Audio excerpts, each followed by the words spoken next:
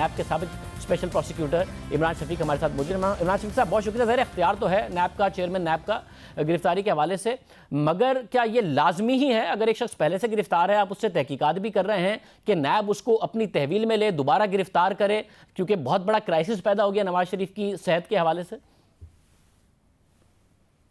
देखिए खानज़ादा साहब, इसमें तो कोई शक नहीं है कि चेयरमैन नैब का इख्तियार है किसी को भी इन्वेस्टिगेशन और इंक्वायरी के दरमियान अरेस्ट करने का, लेकिन ये इस इख्तियार को मुख्तलिफ अदवार में नैब ने मुख्तलिफ अंदाज में इस्तेमाल किया है।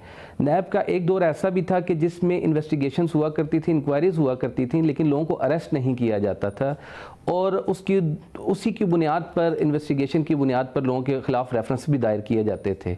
इवन आपको याद होगा पनामा केसेस में मियां नवाज शरीफ साहब को भी पहले अरेस्ट नहीं किया गया था, मरीम नवाज साहबा को भी अरेस्ट नहीं किया गया था। इसी तरह अभी वफाकी डॉक्टर बाबर अवान साहब को भी, उनका भी केस था और वो अब उस केस में अल्टीमेटली बरी भी हो गए, तो उनके रेफरेंस पे भी उनको अरेस्ट नहीं किया गया।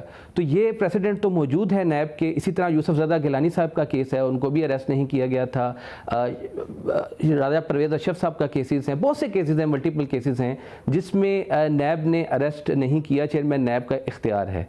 और फिर कुछ ऐसे भी हैं कि जिसमें नैब कुछ केसों में कुछ एक्यूज़ को अरेस्ट कर लेता है जिन पर वो समझता है कि ये प्रिंसिपल एलिगेशन है, ज़्यादा सीवियर एलिगेशन है, और बाकी की हद तक वो उनको अरेस्ट नहीं करता। तो लेकिन इस केस में चूँकि एक्यूज़ ऑलरेडी वैसे जेल में था और अरेस्ट करने का मकसद ये होता है, इसके पीछे रैशनल देखना होता है। अरेस्ट करने का मकसद ये है कि तफ्तीश में मावरत मिल सके, तफ्तीश में एक्यूज़ को जो है वो नैब की कस्टडी में मौजूद हो तो उससे कोई चीज़ निकलवाई जा सके। लेकिन अब जहाँ तक ये केस है, इसमें तो मियां नवाज शरीफ साहब पहले ही जेल में मौजूद थे और जेल के अंदर उनसे 2-3 बार नैब ने तफ्तीश भी की और वह तफ्तीश के साथ ऐसा कोई एलिगेशन भी नहीं था कि वो तफ्तीश के साथ ताउन नहीं कर रहे।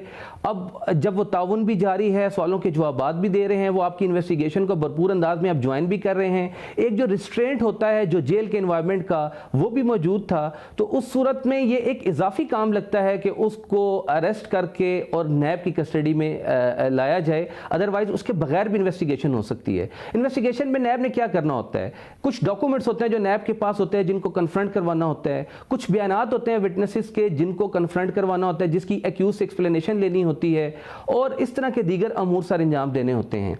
हाँ, अगर कोई रिकवरी करनी हो कोई पैसे की तो वो उसके लिए यकीनन एक्यूज को अरेस्ट किया जाना नैब के लिए बसा औकात ज़रूरी हो जाता है। लेकिन अदरवाइज जो इन्वेस्टिगेशन का जो प्रोसेस है जो कानून ने दिया है उसमें तफ्तीशी अफसर की नैब के अंदर भी और नैब से हट के भी बाकी केसों में भी उसकी डिस्क्रिशन है। अगर वो किसी को अरेस्ट नहीं करना चाहता, वो उसकी ज़रूरत महसूस नहीं करता और उसके बगैर इन्वेस्टिगेशन हो रही है तो उसको अरेस्ट करने की ज़रूरत नहीं होती। कानून ने ऐसी कोई कदगन आयद नहीं की कि आप लाजमी किसी केस में किसी को अरेस्ट करें। बहुत शुक्रिया। साबिक डिप्टी प्रोसिक्यूटर हमें इस हवाले से तफसीलात बता रहे थे।